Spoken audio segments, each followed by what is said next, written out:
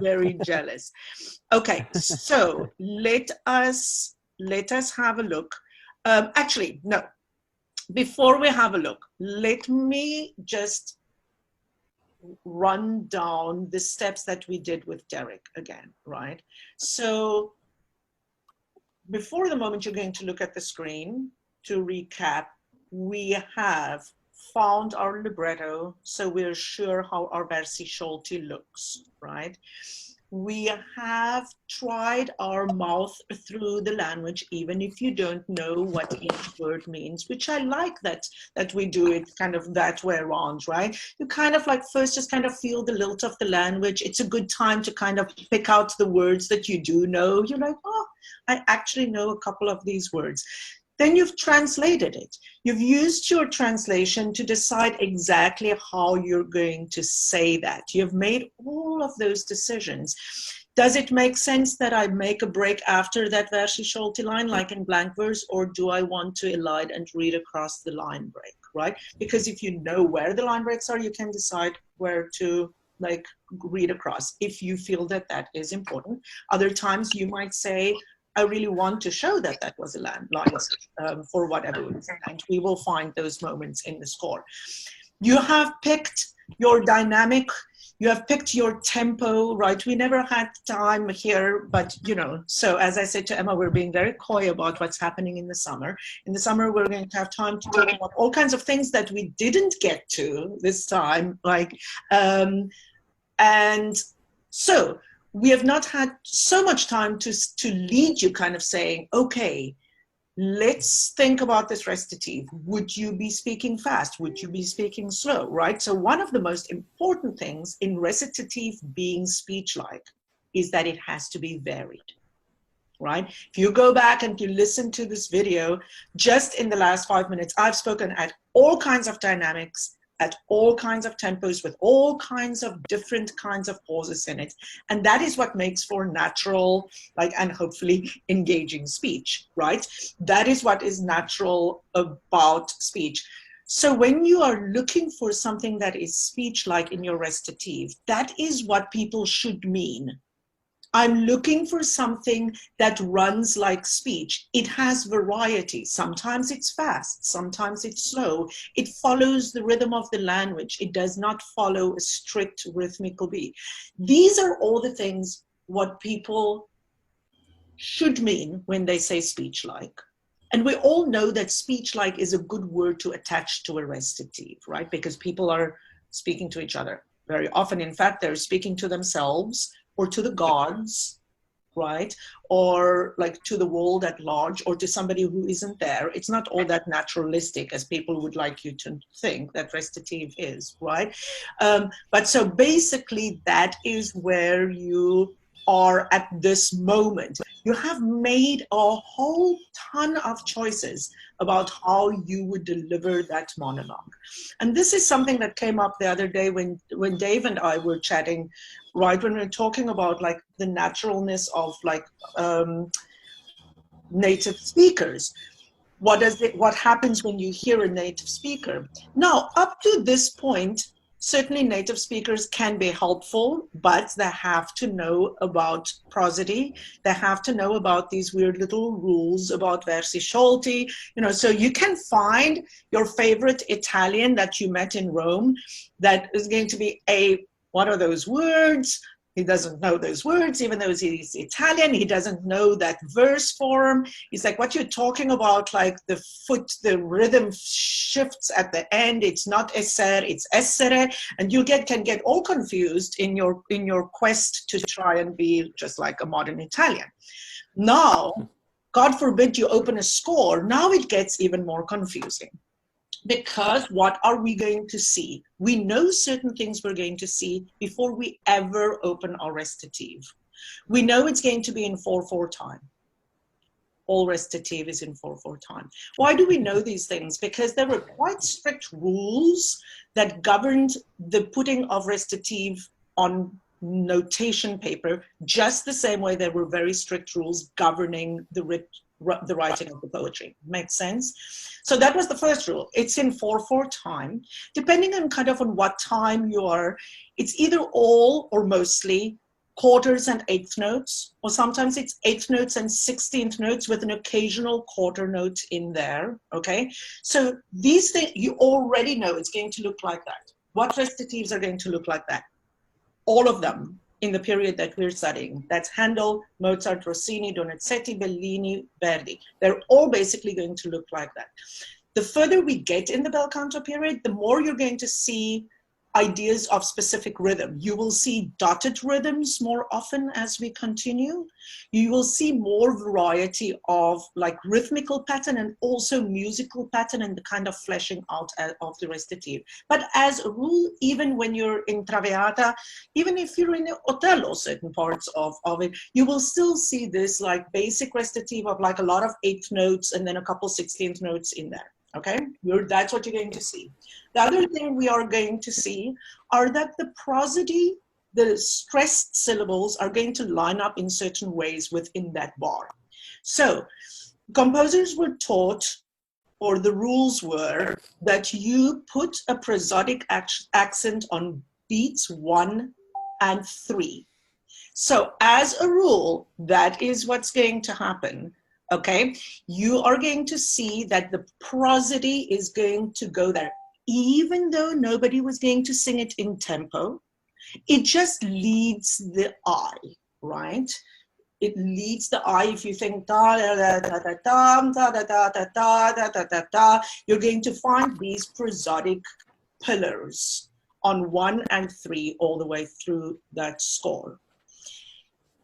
Not always will there be a harmony change because it, of course, depends on how the composer wants to go through the chords, right? What is the recitative basically doing? It's basically swimming through dominants and tonics on the way to get to the key that he wants the next piece to be in, right? So also that gets more and more interesting. Sometimes we're like, oh, that's not such a great recitative because you kind of feel that it's a long time on one harmony. It's not so interesting. But as we will see, it's like we can make it like all more interesting if we understand what we're really looking at. So we're going to see those harmony changes happen also on 1 and 3. So the harmony changes are going to line up with these prosodic accents, which, if you remember our talks about appoggiatura, is why you're going to have to sing so many appoggiaturas. Because if that prosodic accent is on a piano or sdrucciolo word, that is, if the word goes taram, there are 2 of the same notes on the accent, or 3 notes, ta-da-da, you're going to have to put appoggiaturas to, according to the rules of the appoggiatura as we studied in #lesson, whatever. I don't know Vakai yet well enough to know exactly what lesson was what. I have to go back to look at that, okay? So, because those things line up and the harmonies line up, this we talked about before, but I'm just summarizing. We always see consonant notes there. That's why you have to place the appoggiatura. And if you go back to like #lesson, whatever, when we first talked about it, you remember that we said that was so that the harpsichord and the bass player would not get confused, right? So the convention was to always have consonant pitches. If there was a C in the bass, there was not going to be the appoggiatura notated DC in the top because the harpsichord group would get confused by seeing so many dissonances, right? When we look at the page, we will see all of that. I'm just talking kind of like about what are you expecting to see before you ever open it. You're expecting to see 4/4 time.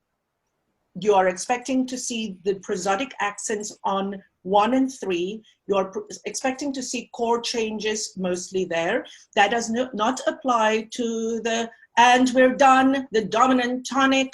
That thing mostly happens on 2 and 3 or 4 and 1, right? So there were so many like little conventions that made people be comfortable moving around the recitative, right? It makes sense if you think about how much recitative there is in an opera, right? Especially like Handel, right?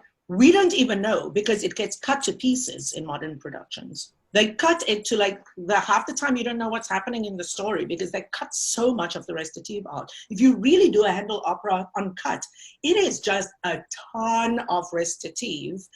And these conventions helped everybody to navigate through it very efficiently, because it wasn't like reading new music. You didn't need to like figure it out as you went along, because it was like a pancake recipe. It always looked the same way. It always had the same patterns. So if you're a harpsichord player, you could play 17 operas in 2 days without having to think ever about it, because it was the same harmonies and it was the same patterns. Okay, makes sense?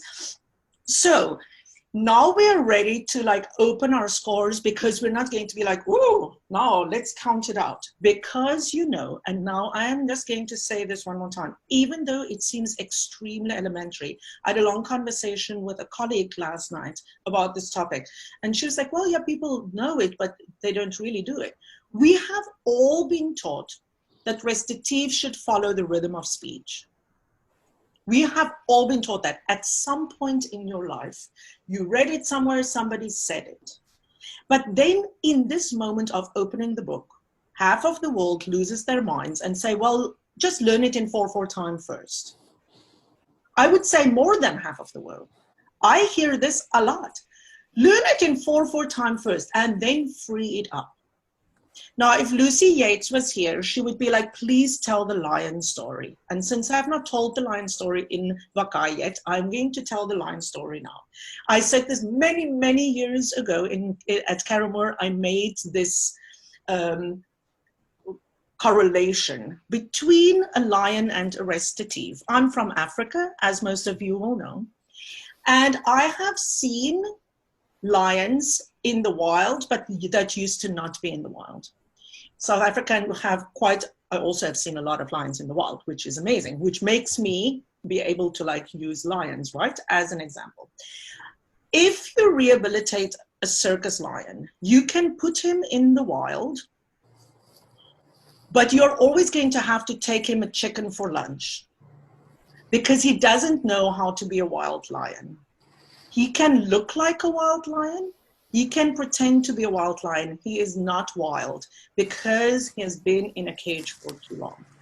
And your recitative is exactly like that.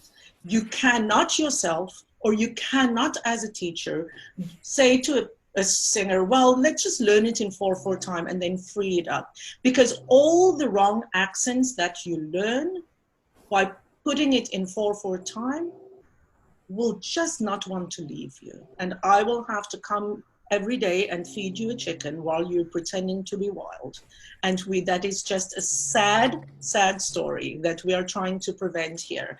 Why is it so important? Because when we talk about beats 1 and 3, for example, we never said anything about beats 2 and 4. All kinds of stuff happened there.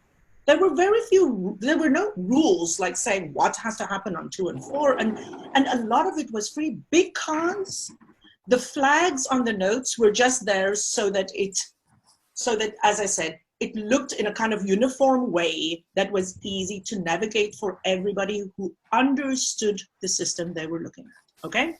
Now, here we go. Share screen. You just literally scream at me nice and loud if what you want to see or what you're looking at does not make sense. Okay. Rochelle, where in Idomeneo is this from? I don't know the opera. This is page 9. It is the beginning of the first act. Wonderful, thanks. Which is in a way like the most amazing thing. I love this recitative. Whenever I teach recitative courses, I always in some way teach this recitative. And because it is such an amazing thing, it is such an amazing drama, it is such an amazing scene setter, and it has so much amazing stuff going on in it. And it's so sad when it is sung so poorly right at the start of a very long Mozart opera, right? So let's just talk for 1 second about what's going to happen. We are in Bärenreiter. Those of you who saw me refer to the René Jacobs interview about appoggiaturas, I think I referred to it in the group, or I talked about it. René Jacobs, one of the people who, most of the recordings will not have appoggiaturas in the correct place. So I'm often asked, where can I hear this in modern recordings? The answer is always René Jacobs, right? The René Jacobs recordings has many, many more appoggiaturas in place than any of the others. He says in this interview, he talks about how important it is for conductors to know this research and to be on board with it. And then says that, Berenreiter has made these great editions where appoggiaturas are written or suggested, or we are shown where to put them. The sad truth of it is that different Berenreiter editions were made by different people, and some of them did very strange things, as we will see. So you will see some appoggiaturas in the Idomeneo Berenreiter suggested. You should do all of them, with a very few exceptions that we will get to. You should do them, but that doesn't mean you shouldn't do the others that you learned in your Tosi and Kori you should do. Where did we say we have to do them? We have to do them whenever we punctuate. Now, can you think back on the steps that you went through with Derek? This business of where to punctuate, that's when you were speaking your recitative, becomes extremely important, because those are the places where you have to look for the placement of your appoggiatura. The prosodic appoggiatura, the way you are going to use the prosody and the appoggiatura to kind of come together. You're going to show how you phrase your sentence by the placement of the appoggiatura. Okay, so it's extremely important that we keep this clear. Now, what I have to clarify in this color scheme, which we did before, you cannot look at this color scheme if you're not part of Vakai, right? Because people will look at this in the wild world and be like, oh, Rachel Young put like a circle around the rest, rest, which means you have to take the rest and blah, blah, blah. No, what does this thing mean in our color scheme? This is the end of the versi sciolti. Right? This is just, I put these little red circles just to remind us where the line endings were, because now we can no longer see them, because now we are in something that reads like prose, right? We can no longer see where it is. So I'm just going to remind you of the color scheme. The red circles are at the end of the prosodic lines. So this is the first line of prosody. This is the second one, and so on, right? Here, I used my highlighter here to pull your attention to where it is continue and where it is archi. That is, where is the whole string section playing and where is it just the continuo group. So this recitative, this is why I also always use it, moves between the secco with just the group and the accompagnato all the time. And thus it means that the singer needs to have a very sophisticated idea of how to lead those groups, right? So I wrote at the top here, it's part of your preparation as a singer to know when you're going to sing just with the harpsichord and the string bass or string basses, and when you are going to work with arco, or I should have said archi, right? All of the string players. You have to take more care to lead the full string section, right? You have to be much more clearer in those moments. You remember when we did the Vakai one, said you are going to show the tempo. So with these highlights, like on Sventure, you are going to show the upbeat. Remember when we talked the other day in Zoom, you're going to show the upbeat of your new tempo, and the whole orchestra will play with you. Okay, clear. Now, let's go. I put the little blue lines under the main prosodic moments, right? This is to help you understand. Quando avran fine ormai l'aspre de sventure mie, Ilia infelice. So it just helps you. If your Italian is very good, you can skip this step. Or if you are a teacher mainly working with like professional singers, I would not necessarily tell my professional singers to do this unless I feel that they need a little like remedial making sure, right? Sometimes people need a little, just brought back to basics, which is the beauty of what we're doing here. Okay, so I'm just kind of going to look through it, and we're going to talk about the topics as they come up. So here we go. Quando avran fine ormai, this is the continuo group. Don't worry too much, they can catch you. I'm not going to talk about all of the rhythmic writing, because you can ask, why is fine ormai written in a dotted eighth, a quarter, and then an eighth? Just keep your mind around the fact that he has to get to a prosodic accent on a bar line if he wants to bring the continuo group in there, right?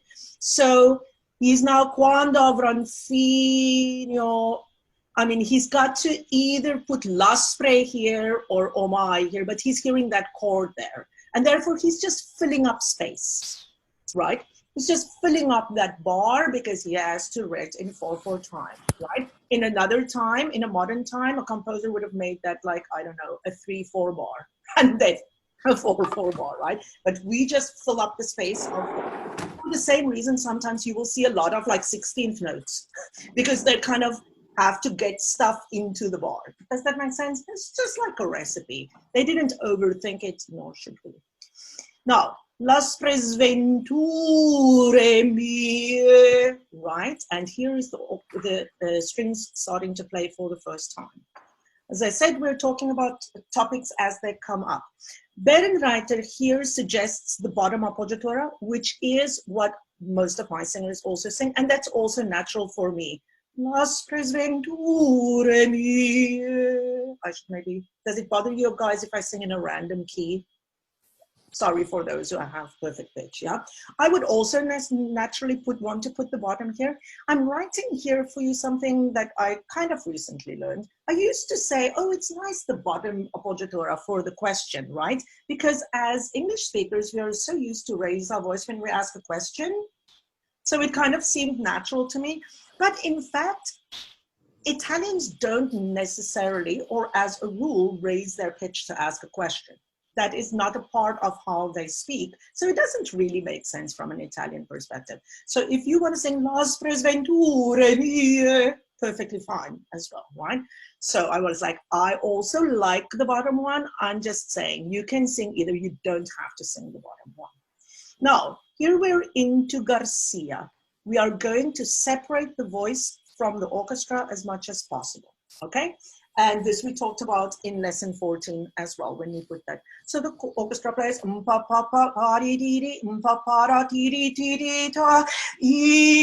infelice, right?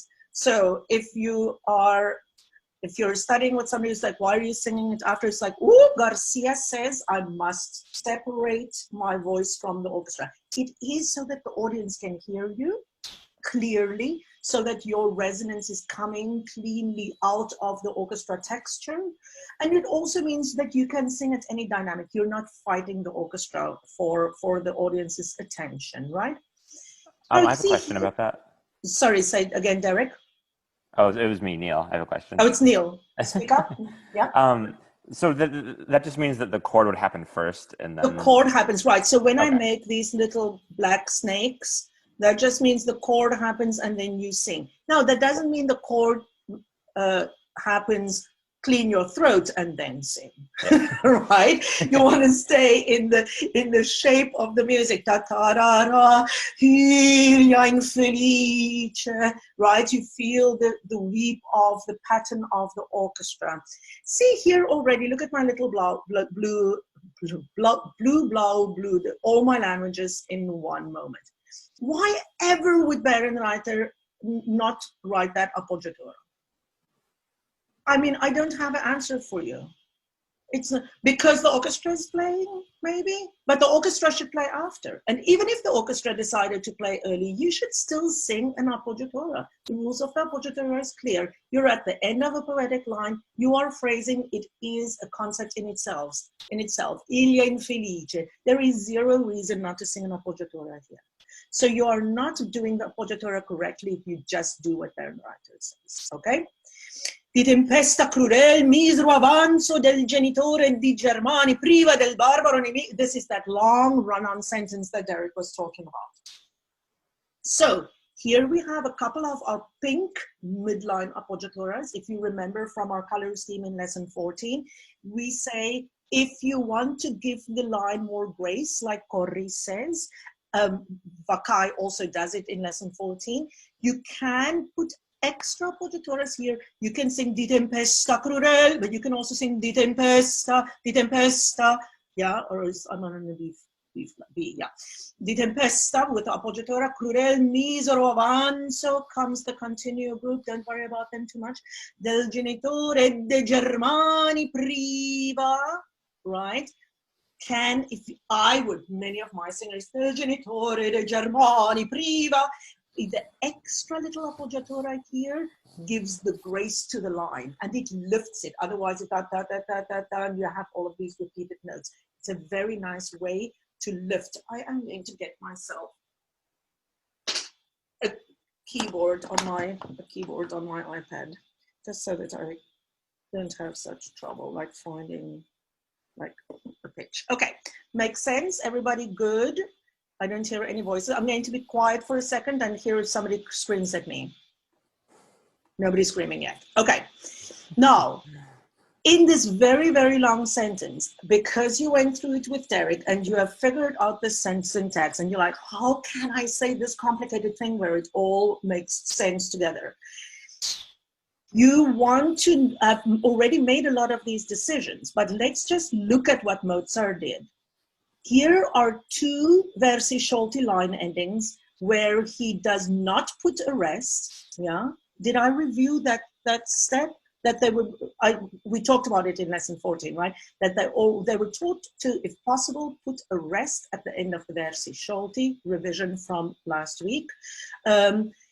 Because you looked at your versi sciolti, you know that there's a line ending here, and you know there's a line ending here. Again, if I really wanted to take all of the coronavirus time, I could explain, or we could figure out why the hell did he not put a rest there? Well, because he's in this long sentence, and so he's like getting more and more pitches, more syllables in a 4-bar, into the 4 quarter notes, right? So he's kind of ignoring the rule here, but you know, because you studied your libretto, you know that there are line breaks here, and many decisions you have to make about this line, but you already did it when you spoke your text, right? Did you break there? So Derek and I were speaking about this yesterday. I very often do like both of these, even though this is the sangue of the vittime generosi, right? I kind of, when I sing it, or when I, in my best Ilia, I do always, di tempesta crudel misero avanzo, del genitore de Germani priva, del barbaro nemico, misto col sangue, vittime generose, e qual sorte più rea, ti riservano i numi. Such a long, complicated sentences to keep together in your head. There's something that feels so good in my mouth when I say misto col sangue, il sangue, vittima. So I maybe don't really make a break, but I like this feeling of this together. I love my chromatic appoggiatura here. If you're going to make the break, let's review our rules. If you do make a break here, even though you know it is il sangue vittime generose, even if you make the break here, you can still sing my favorite chromatic appoggiatura. This is a fantastic place for a chromatic appoggiatura. I basically never send an Ilia out of my studio that I've not considered, that I've not convinced to sing a C sharp right here, right? But so you know how it works. If you hesitate, if you punctuate, you must put the appoggiatura. If you do not, you don't have to put the appoggiatura, but you can if you still enjoy that shape. Make sense? Here I put again. This is exactly the kind of long run-on sentence where we start to get this thing. Del barbaro nemico, misto col sangue il sangue, vittime generose, a qual sorte più rea, ti riservano i numi. And you end up with all of these pauses the same length, and it sounds terrible, right? You have to always vary the length of your punctuation. That is the natural way to speak. We don't always take the same amount of time to punctuate.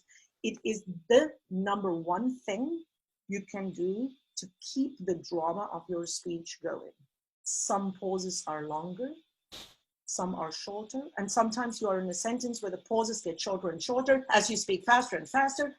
Any version of that, you can practice it in life. I make my students do that all the time, or I make them make up a recitative about how to make a cheesecake, which, by the way, I haven't made yet, but I'm going to make after this class. Okay, So you will see in this line a lot of missing appoggiaturas by Bernreiter. They make me so sad. Why? This edition, for example, very often when the preceding note before the two repeated notes that need the appoggiatura comes from the below, and in like a fourth open, like Germani Priva, it's like they don't want to put that upper appoggiatura. They just don't want to print it. That is the appoggiatura that was mostly sung. Del barbaro nemico, mystical sangue, vittime genero. Thank you, Bernreiter, finalmente. Appoggiatura, yes. But then they fall right here. A qual sorte più, oh my, I love this recitative so much, can you tell? A qual sorte più rea. Why in the Lord's name would you not want to put that on that word? You are almost certainly going to show us here that break. Are we upset by the amount of dissonance, by seeing an A flat and an F sharp and then a G, and we're like, oh, that would just be too wild? That is the whole beauty of the appoggiatura. That is the beauty of it, that the harmony would be, if you can hear on my, I don't know if I can play all of those notes on my iPad. Yeah. A consorte più rea, gli ti riservano i lui. And if you don't have the appoggiatura on rea, this one on numi is just, I don't know, sad. You want to feel this balance of this. A consorte più rea, ti riservano i lui. Right. End of a big part of the speech. I'm moving on. Oh, also here, you see that on the rea comes the archi again. The strings are playing. What is your upbeat? Remember, you're the conductor. You are in control of your recitative. You are looking for, do you remember what we said? You are looking for your last long syllable. A qual sorte più rea. You want to feel when you say sorte, you're like, come ladies and gentlemen, pick up your violins. We are going to go now. A qual sorte più rea. And down plays everybody with you. Ti riservano i numi. You see how by this poetic note here of riservano, you show where the tonic is going to come, right? On we move. We will see here something that we often see, not only in Mozart, but in many other composers, but a lot in Mozart, this idea of the same kind of pattern being used, right? Tam, pa, pa, pa, pa, pa, pa. You are not going to compete with the strings and sing Pur vendicaste voi on that note. No, you're going to wait. Tam ta di ti ta ta ta, pur vendicaste voi. Right, you are going to take the energy from the strings and you are going to sing with all of the vigor of the strings. Pur vendicaste voi, di priamo e di Troia d'anni e l'onde. And they're not going to step on you. They're going to play after. And now can you see that if they play that after, that really, oh, I'm pointing with my finger. I'm an idiot. I'm pointing at my finger with the screen like this. You see that how, if the orchestra plays after that, we really feel this. Bam, pa, pa, pa, pa, pa, pa. Pur venicaste voi di priamo di Troia, iranneronte, bam, pa, pa, pa, pa, pa, pa. Right? We really feel those things standing nice and together. You are giving the energy to the orchestra by singing lonte. So you don't have to care about this upbeat. If you sing, if you make a big old upbeat here, they're going to want to play. Does that make sense? It's better saying Troia di lonte. Use your double L, place your strong syllable, and then they will play after that. Your last strong syllable is your upbeat for the orchestra. I'm going to go on a little here. I marked here also all of your phrasal doublings. That's another thing. So yesterday, Derek did the phrasal doublings, right? So if you are afraid that you're going to forget them, write them in. Make sure that the important information that you have done, all the important work that you did when you spoke the recitative, make sure you transfer it onto your score if you think you're going to forget it. Perilla flottargiva, again, all of these blue arrows, for some reason, Bernreiter decided to ignore. Idomeneo, pasta forza sarà. This is a line ending without a rest. I always make a rest here. It feels right to me. Idomeneo, pasta forse sarà. Sarà dorca vorace. Actually in minor. And the same thing. You see that pattern comes again. Danielonte, papam, dorca vorace, pam, after. When especially on the piano, yeah, Leo, I look at the pianists here, like you hit the piano there, and all we hear is forse sarà dorca, and the audience is like, what the hell was the last word? This entire band decided to hit their strings as loudly as possible. Now the pianist, the assistant sits in the house and is like, I can't hear the word. Well, the orchestra can play as loudly as they want if they don't play when the singer is singing, right? Everybody can play and sing with the emotion that they want. The singer doesn't have to fight the orchestra doesn't have to worry about covering the singer. Here the orchestra is changing mood. This is forte, clearly still, right? In your poem. Tam, pa, pa, pa, pa, pa, pam, pa, ra, ra, ra, ra, don't jump in. Take your time. There is no tempo, just intent. Don't jump on this. Let them settle into their bows and then say, ma che mi giova, uccel. Okay? I pull your attention little. We talked about this the other day as well. The ta-ta-ta-tam, the three short notes. Al primo aspetto. You know from your poetry that pri is like a foot, right? Primo aspetto. But I made a little comment here just so that you remember. It is never al primo aspetto. I hear this all the time. It is the one place where non-Italian speakers cannot manage to not see the flags. They see pa pa pa pam and they sing those three notes the same length. And here a disaster because you need the length on primo to help the orchestra change the beat. If you don't do it this way, the conductor is going to be like, please sing in 4/4 time. And what are you now? A circus lion. You don't want to be a circus lion singing in 4/4 time. We have to do all of this homework to make sure that the conductor, the orchestra, everybody will know when to change the harmony because you are singing in a way that clarifies it. Here, Berenreiter picks the bottom appoggiatura. I don't see any reason why. You can also sing an E flat, but take your pick, doesn't matter, yeah? Here, the same thing.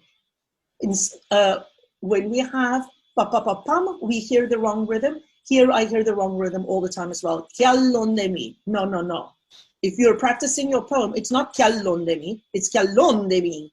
So even though it's written pam-pa-pam, it is performed like a syncopation because the text is chiallondemi rapi. Makes sense? L'olio dei posi. You cannot put an accent on che. Derek sometimes says, please don't act on che. Please don't emote on a preposition or an article. No, chiallondemi rapi. Makes sense? I just want to clarify that when I give these little pointers, that doesn't mean that is exactly that rhythm either, right? It is just to pull your attention. Please be wrong. Please, in the Lord's name, do not sing the rhythm you see on the page. Here, chiallondemi rapi. I almost always make a break here to have l'odio dei posi, put the chord here. If you don't put the break and you go and you do not stop, you must double the L, right? If you make the break, chiallondemi rapi, l'odio dei posi. If you don't make the break, chiallondemi rapi, l'odio dei posi. That sense? Phrasal doubling. Oh, this is something we often miss. If there is going to be just one person changing, sometimes it could even be the violas. In this case, it's the double basses. You still have to lead it, ladies and gentlemen. You are responsible. You are responsible. E pria fustiavo il cor. How are the basses supposed to know to go from E flat to D if you don't give them the upbeat? Here's your upbeat, okay? Now, we're going to set up our next tempo. You see that we have these, like what we called arioso in lesson 14 is the little more, you remember when it was like madre amante? You remember when the sweet music started? In this recitative, you have this a lot. It's very hard to set up this tempo. Essere prigioniera, qual contram, pam, pam, pam, pam, pam, pam, in the bass with the syncopation, okay? A lot of stuff happening here. Don't go to sleep yet. Do you all have coffee? I have coffee. So, andante agitato. There is an appoggiatura here. Let's first look at the appoggiaturas. They write the lower one. I almost always hear sing this, the upper one. I think that they do, I don't know. I can't explain. Sometimes they don't want to write an unprepared appoggiatura, but in this case, they do write the unprepared appoggiatura. Yeah, it's much more obvious to do the C than the A, right? So I normally do the A. It's the C, which is more common. The one they wrote is not impossible. Now, why ever write a consonant note here for the appoggiatura? I don't understand sometimes, my brothers and sisters of Bernreiter. Why run from the dissonant? Run to it. Put the dissonant appoggiatura. Again, it's not impossible, but it's so unobvious. Normally we fill in the third and we create the dissonant, which is where the drama of the musical line resides, in the dissonant. That is, quel contrasto, oddio. Then these things line up. I don't know why I run away from it. Here we have another of these, yeah? Not dopo stia fatti, don't. Dopo stia fatti, mi restate nel sen. Left out, why ever would you leave out this appoggiatura? Unless you are embarrassed by the fact that there's a rest after it. Odio, it is one of the most important words in the entire thing, and it is what sets up odio ed amore. Right, you want to, I shouldn't have written lists, I realized I should have written balance or contrast, right? You have these words that line up with each other. Now, so these are all of the appoggiaturas. Here comes a big thing. This is at the top here. The orchestra will play this in tempo, but you must stay free. Remember when we talked about, I'm here at the top of my page. Remember when we talked about rubato, around a fixed accompaniment, in one of our Zoom meetings? This is what I call click track. This thing is going to, you cannot follow the singer if you have to play this. Whether you're a pianist or orchestra, that is a thing that has a rhythmic life of its own. Once it starts, it's going to happen. But what you don't want to do is all of a sudden start to sing in strict 4/4 time, just because the orchestra is going to play it, right? And this is a big, big thing that we have to explore with each other. How can you stay so wild, a lion, within the confines of what's happening with the orchestra, right? And that comes just from the ability to say, I'm going to keep following my prosody, I'm going to keep following my drama, understanding what it is, and I'm going to be kind of in that vicinity. Qual contrasto, oddio, dopo schiaffetti, mi restate nel sen, odio ed amore. Yeah, I must be Italian. I must be like before and after the beat. I must feel free still in my prosody and not all of a sudden be, accompagnata, andante agitato, now is in tempo. Which means that in one of the most dramatic moments of the recitative, you lose all your drama because all we can hear is, qual contrasto, oddio, dopo si affetti, mi restate nel sen, odio ed amore. No, it's impossible. Even if you try to convey drama, you cannot do it if you are not willing to still find your prosody. Here's another example. I don't have to talk about it in detail because it's the same. Vendetta deggio a chi mi die la vita. We have the same thing, not a chi mi die. Please don't act on a. Act on chi. A chi mi die. A chi mi die. You see how the phrasal doubling helps you? A chi mi die la vita. Question marks. So if you make the break, you must put the appoggiatura, even though Bernreiter didn't put it. You sing, let me find myself a B flat. Vendetta deggio a chi mi dia la vita, right? Vendetta deggio a chi mi dia la vita. If you decide that you're going to put this together, if in your recitation of the poem you prefer Vendetta deggio a chi mi dia la vita, you may do that. If you do that, you may leave out the appoggiatura and sing Vendetta deggio a chi mi dia la vita. You may do that. Or you can also keep the appoggiatura and ignore the rest. Vendetta deggio a chi mi dia la vita. Now, everybody wake up right now. If maybe you went to bed. There's something that I couldn't put on the screen here. And that is something that I can only explain in person. That is, if you decide to take this rest out and you end up with this one syllable, right? Because in the poem, this is vendetta deggio a chi, right? Because we understand syllabification. These things go together. If you take this rest out, you must truly put those things together and it becomes like one note. Vendetta deggio a chi. What people do is they think they're going to take the rest out, but then they linger and they sing Vendetta deggio a chi. And there goes your prosody right out the window. Because now you have an accent on jo and a, which is the short part of the foot. Makes sense? Deggio a chi. You cannot sing Vendetta deggio a chi.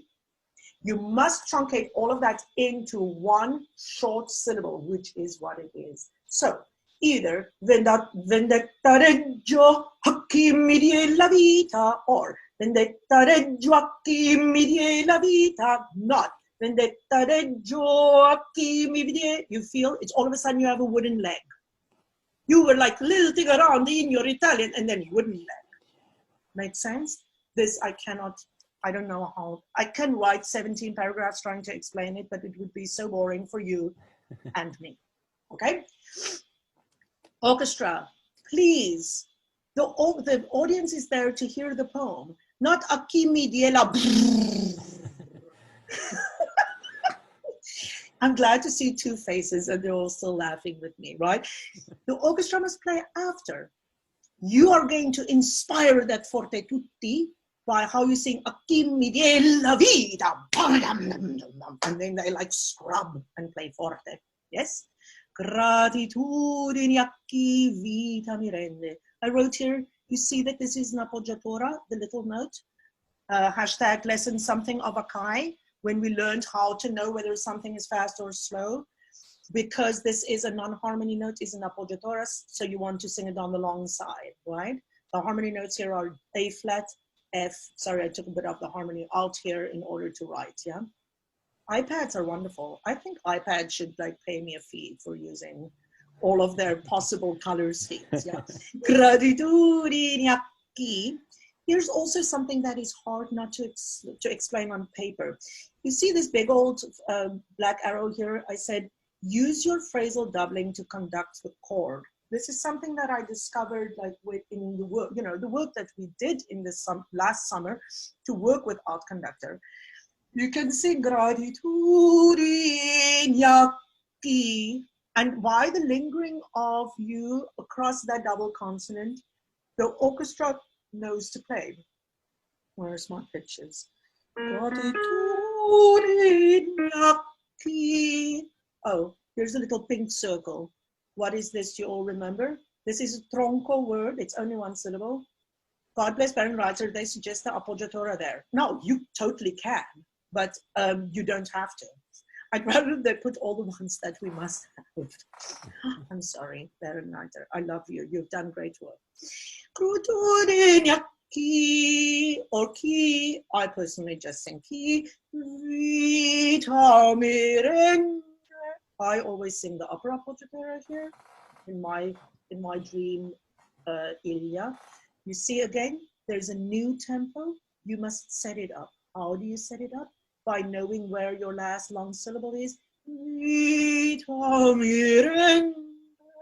And that helps the orchestra know that you have to play pa pa pa pa pa pa pa. Oh, Ilia. Oh, God bless Mozart. He had a momentary moment of like Germanness, right? It's the word is not Ilia.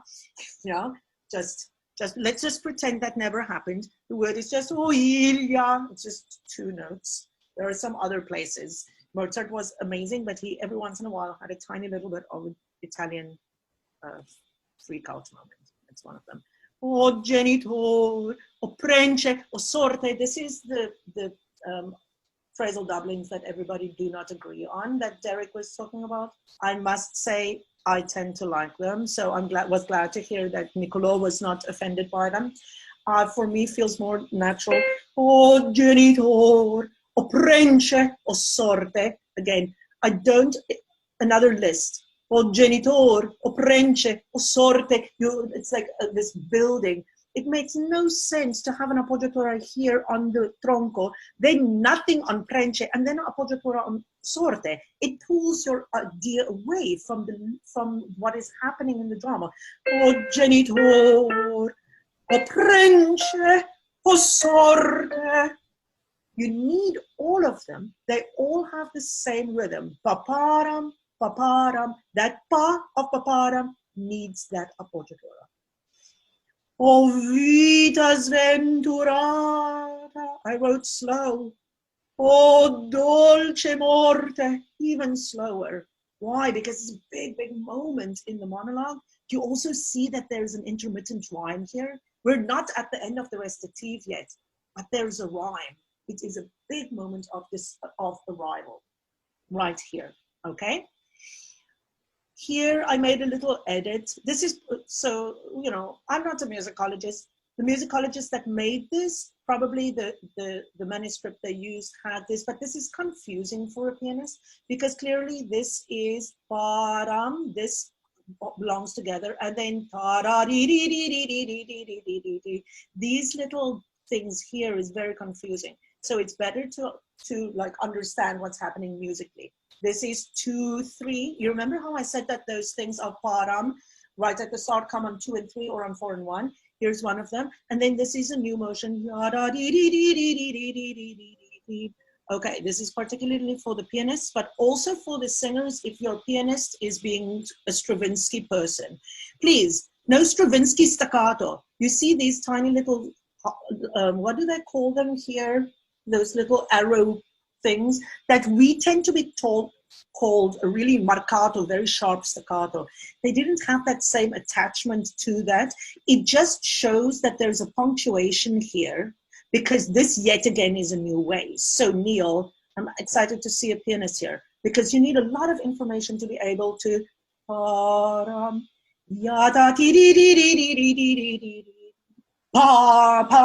allegro here, right?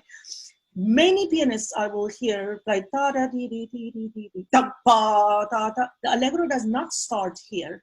Those little staccato marks show us that that is the end of that motion, and then the allegro starts at the new forte. Makes sense?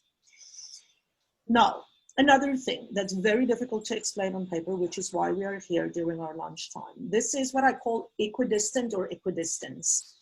That is when you see motives like this that comes at equidistance.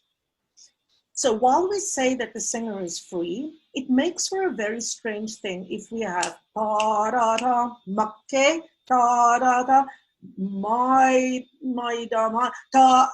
So you don't want to be so free in here that the orchestra gets like antsy, be like, when am I supposed to play this thing? Right? Because this is a kind of rhythmic motion that leads us. It leads us also in the harmony. You see, we go from F major, G major, A major. It's a sequence. It's a sequence and it's rhythmically equidistant. So I call it slot in. You are still free. Don't go in your cage. You don't have to go da da makke da da da my mi da da. You don't have to be in strict 4/4 time, but you have to slot in so that the orchestra that can play equidistance, okay? No, take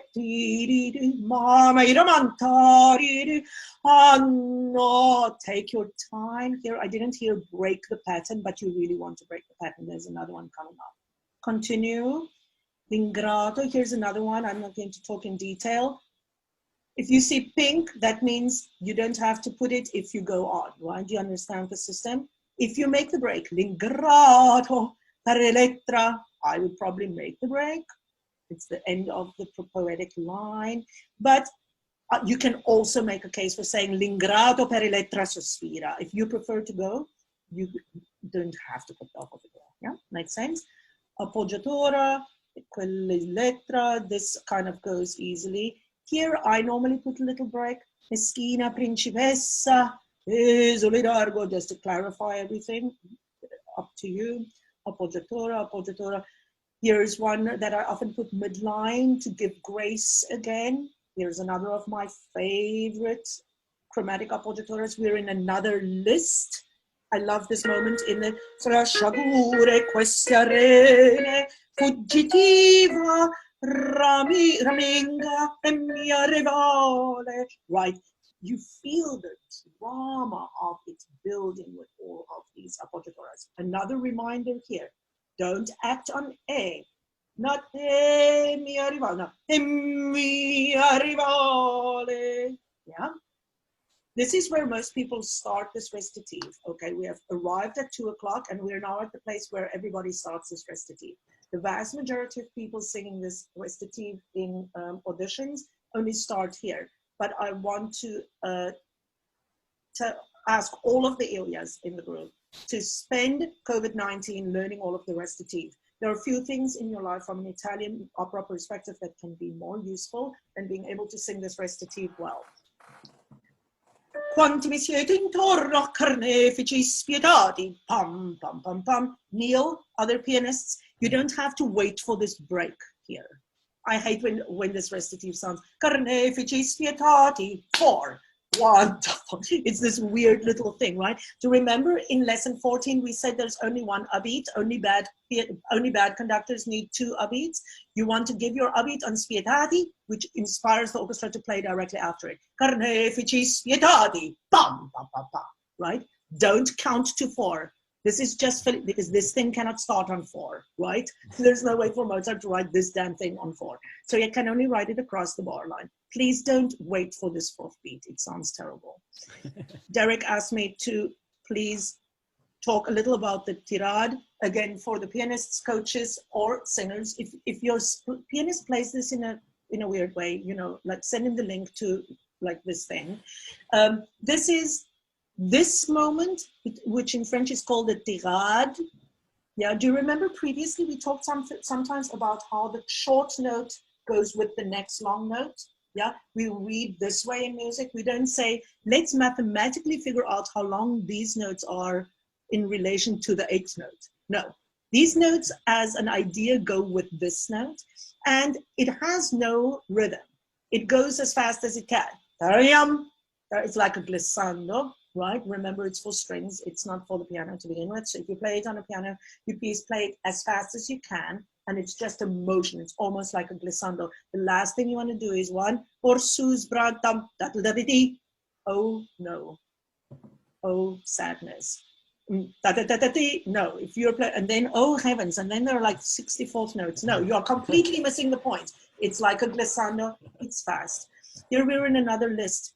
It pains me greatly that in this moment, which almost every second soprano in the United States of America sing and use the Baron Reiter score, they sing none of these appoggiaturas because none of them are in the score. And this line sounds infinitely more dramatic with Ursus brarote, vendetta, gelosia, odio. Now you have a list that is punctuated, all has appoggiaturas, chromatic, if you're like me and like them in moments of great drama. Break the equidistant. You see we're another equidistant thing here. These are motions. Trium, trium, trium, trium. Orchestra cannot wait for you here. You have to slot in. Break the equidistance because Amore is not part of this list. It is a new thing, right? As all of these terrible things, jealousy, hate, and love.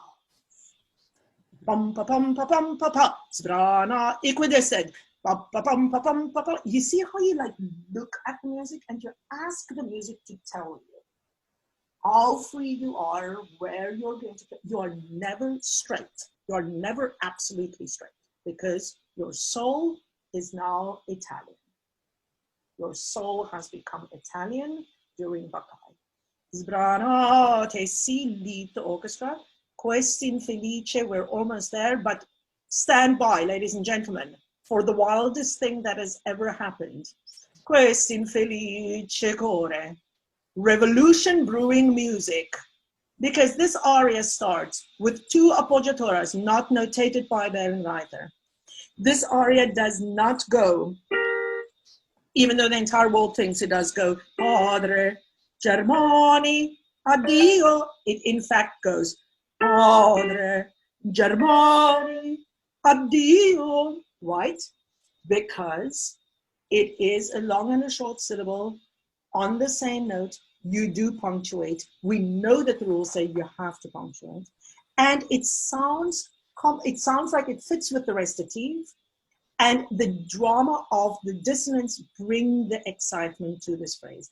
I was speaking, sent a text message to Crutchfield yesterday asking him if he knows of any recordings that have these appoggiaturas, and he was like, I don't know, maybe René Jacobs. I kind of doubt that even that one has it. The reason we don't have any recordings of this is because this opera, like many others of its time, was not done for a long time, right? So during the very early times of recording, people did not record this. They were recording like Una furtiva lagrima and stuff, right? They were not recording Mozart.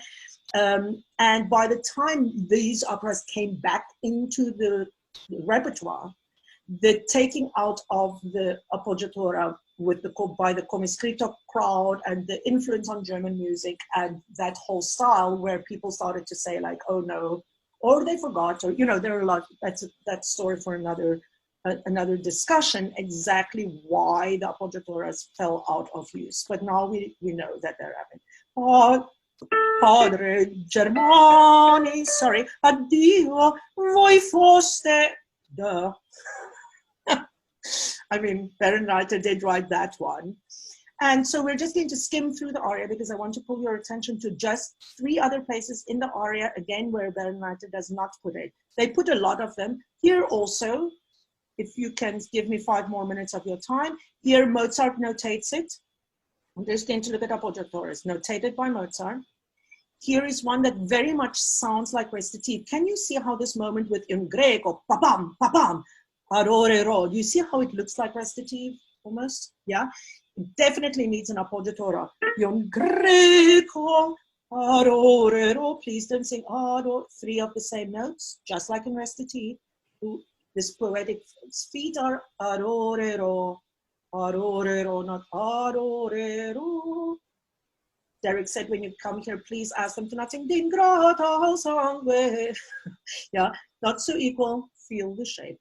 Mio, yes, the appoggiaturas as suggested by Bärenreiter. Yes, as suggested by Bärenreiter. Yes, all of this they get right. Yes, do all of them. Just do the ones that they don't put as well, right? Here they do put it on Germani for some reason. Padre Germani, addio, voi foste. Yeah, sorry. I'm just asking you to also put the one on Padre. There's one other interesting thing happening here. Cajon to say by Mozart. Remember, this is hashtag lesson something. Do you remember that we said that if it's written like this and it's a dissonant, it's always notated like a small note, but it's a straight appoggiatura, right? So it's just sung as 16th notes. Here's another in Greco. Hashtag appoggiatura application. Do you remember that I had a little thing about the different ways you can use the appoggiatura by Garcia? Here are parts of them, right? That's not necessarily short. Derek, I love you. Short. Tatam, papam. This quarter note is short, yeah. I'm expecting that was Derek. Yeah.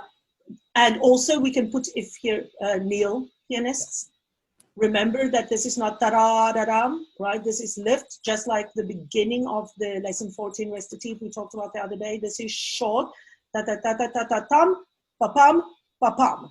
And this chord and this chord are the same length, and they're both short. Thank you, Derek. Appoggiatura substitutes. This is like ornamented repeated notes, right? So Garcia has exactly these. This is a different rhythm of the appoggiatura. I was just interested when I looked through it earlier this morning. Again, this is like what's the Handel thing I'm thinking of? Varoro pupile mio vei. That is like, it's not a dissonant, but it varies the repeated note, and therefore we call it appoggiatura substitutes. Okay. And I think that's it for the aura. I'm going to stop sharing the screen and see if there are any. There are people left. There are still people left. I'm so amazed at you all, like getting through all of that. Questions, comments, ideas. Talk a little bit about what the string players actually see in their parts. What the string players see in their parts, yes. So in this time, like there used to be, there are different parts. The harpsichord player had all of like the sung stuff, right? They had the vocal line and the bass line, so they were making up their part, but they kind of had everything. Then the concertmaster had this thing that I've done a lot of research about now, because we are starting to work in this way, right? The concertmaster had like a part that had more information than a normal first violin part would have, right? It had more of the cue lines, and it's a whole interesting field of research. You still often will see, right? Like in accompagnatos, even in the vast majority of scores, you will see the Italian written in. You don't see, you will see like the cue lines of that means the orchestra was listening to what was happening, and they were playing the cue of that. They were playing the cue of the Italian. So this way we teach that you lead where the harmony comes, that we know that is how they did it. They followed, because there was, we're talking about people singing in Italian and everybody spoke Italian, right? We're not being like an orchestra sitting in the pit playing an accompagnato to recitative that they have zero clue what it's about.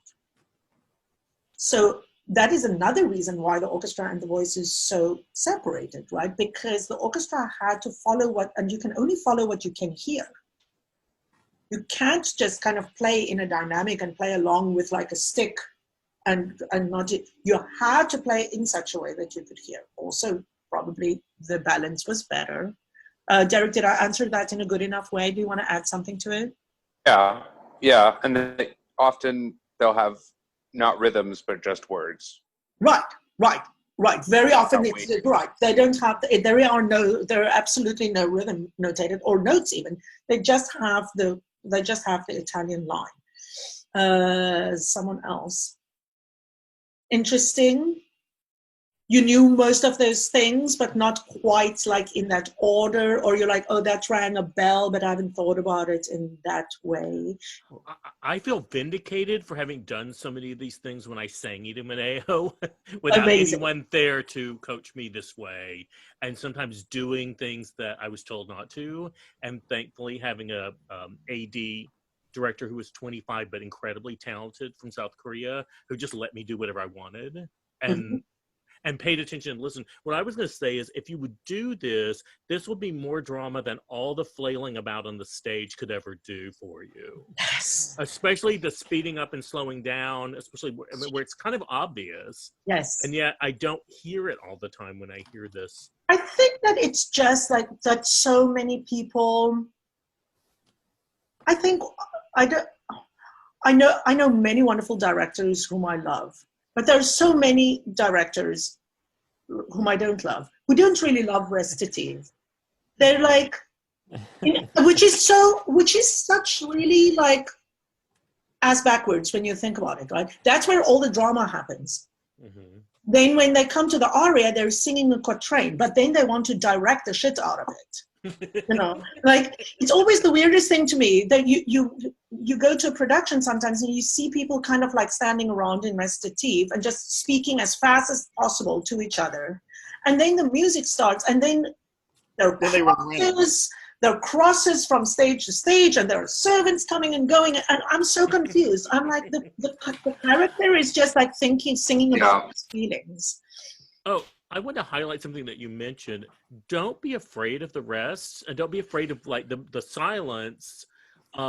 I find that my students are terrified of even an eighth note rest, and they want to jump ahead and get into it. I mean, don't be self-indulgent so that you take a whole bar of rest where it's not necessary. But if it takes a minute for an idea to settle, or for you to transition from what you were just saying and now you're saying something different, and Mozart's great about showing you where those O's, because the chord changed. Like, why did the chord change? I must say, like, I think one of the hardest, I call it like eagerness in singers, which is like the thing I love most in a person, but really hate in an artist. There's nothing worse than an eager singer. That's like trying to please. I'm like, please stop being so eager. I can't see the music happening for you because you're like just too eager. So what yeah. No, jump in. Sorry, go ahead. No, I just wanted to say about the breath thing. It's an extra thing, but it's yeah. The thing about breath for me is that, for me, the interesting thing is taking time during like a slow, continued exhalation and inhalation. I try to get my singers always to say the breath always continues, because what can be very hard, people tell singers all the time, continue the thought, but the audience are not mind readers. So I always tell my singers, it doesn't matter if you continue the thought. There are no mind readers. There are only listeners. But what the audience can follow, because that is what we follow all the time when we listen to singers, is breath. We are following the breath. And now this is an interesting exercise, maybe over, I don't know if that's true, over a computer. If you can hear that I am in a pensive moment and get to the end of my sentence, and silence has only been one breath circle. I did not come to pause and stop my breath and then thought. I continued my breath in the thought. So that interests me very much, like how long a pause can be extended while the breath is just calmly let go and inhaled, instead of just stopping, because that is where the singers start to like swallow and, do weird things, because they lose the through line. Because even if you change your mind, there's a through line. It's not like, somebody knocked on the door and then all of a sudden you thought something else, I mean, unless in the scene, actually someone knocks on the door. Yeah. Yes, Derek. What I was going to say is that, like, it's in fact, we are countering this movement of people that don't appreciate classical, as a non-veristic opera. And we have all these productions now in direction that puts it into this like real time. Well, Recit is the thing that gave birth to verismo. Like, if you look at what Puccini writes, is basically recits with some high notes in them. Wow. And orchestra music. So, and to counter this, like, acting challenge, thing, it's like, no, you cannot have four emotions in one aria. It's one continuous expression. Right. Until the music changes. Whereas the recit is the place where the mood changes consistently. Yeah, I think it's a really fascinating thing, this idea of us really pushing people to rediscover the beauty of like a well-constructed recitative. I mean, that is like a classic theatrical thing. It is like the training of the classic Shakespearean actor, right? It's not a question of like how fast or in how many weird modern ways can I change my mind about how this can be said. It is really following the thought of the actor in the scene and how, you know, all of the places that Ilia goes, and all of the things that have happened, all of the things she tells us that has happened, and all of the feelings she has about them, that is an essentially dramatic thing. And as you say, Dave, like, if you find all of that, I've taught this recitative to many, many very young singers because I push them to do that. Every time I teach a recitative course, everybody who has ever thought, if their teacher says, I think that you can ever sing Ilia, I teach them this recitative. And 2 weeks in, after they start to like assimilate that, they're just, that feels like a completely different thing. That is completely different. And, you know, and this, it is the topic that goes the furthest to this essential question we're answering, which is, how do you read a score? You know, and that is what I was saying the other day when I said somewhere I wrote this, there is no virtue in saying it's all in the score if you don't know how to read it. Right. You kind of have this holier than thou thing, and saying like, oh, I respect the composer so much that his word is law, but you don't really understand his language. So you're kind of pretending piously to pray and to be like, oh, woe is me. I'm so, you know, I am just a little person, and Mozart is great, and Mozart knew everything, and I should just do it the way Mozart wrote. But Mozart wrote within a language that he was expecting you to understand. Mozart probably had no idea that in the year 2020, we would all be sitting in our apartments trying to decipher what he wrote, because what he wrote was written in a language that everybody understood. He probably laughs his ass off when he thinks about the fact that here we are in a Zoom call. First, Mozart is like, what's a Zoom call? And then you explain to Mozart what the Zoom call is. He was like, what do you mean you're talking about like how to sing my recitative? It's a recitative. You sing, you know, everybody sings recitative. You know, he would just be like, I'm so confused. How did people forget how to sing a recitative in 2020? Yeah, there's one other thing I think is also important is that like this orchestra music is coming from the character. So Ilia is not responding to hearing the music from wherever that's agitated. Right. The music is agitated because she's agitated. That's how Mozart wrote this. That we start with characters first, and then Metastasio is like, well, what would Ilia say now? Right? And then Mozart's like, well, what would this music sound like? Yeah. So you as a character have to create the music that the orchestra plays. And I learned this actually from ballet dancers, because a handful of the really great ones, Baryshnikov does this. If you ever find a video of Baryshnikov dancing, you won't believe it. It's like Harry Potter or something. It's like it's magic. Like he leaps up, and then when he decides to come down, he comes down. I mean, he gestures, and I saw a woman dance the 4 last songs, Janie Parker in Houston. This was 30 years ago. And it was like the music was being created to accompany her gestures on the stage. I have hardly ever seen anything like that. And I think opera singers could do that instead of responding to the music from the orchestra. I see too much of that. Right. And it's not. So I have to say, right, like this is, we were talking the other day in a kind of like little subgroup of teachers. We were talking about this empowerment of singers, right? And I want you guys, I know there are not a lot of singers. We're not a lot here, but hopefully some people will watch this video.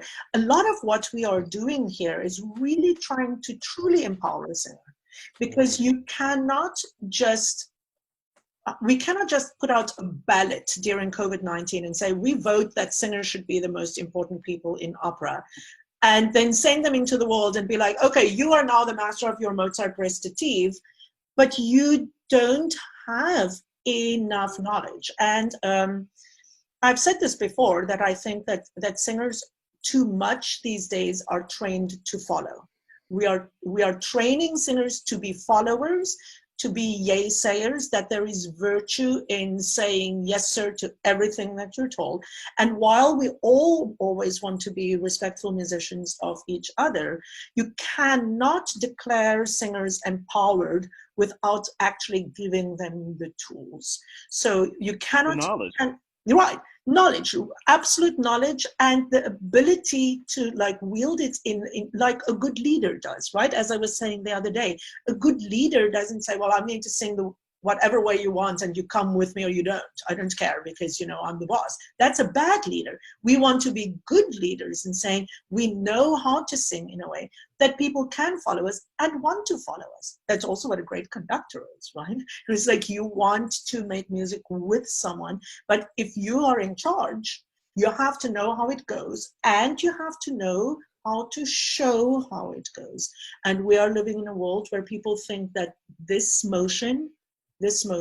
stick shows how the music goes. And what we are trying to do is say, how does the singer use his voice, the language, to show how the music goes? So I very strongly believe in the work that we do here. I know Emma and many people want to know what we're going to do in the summer, but you're going to have to wait until Sunday.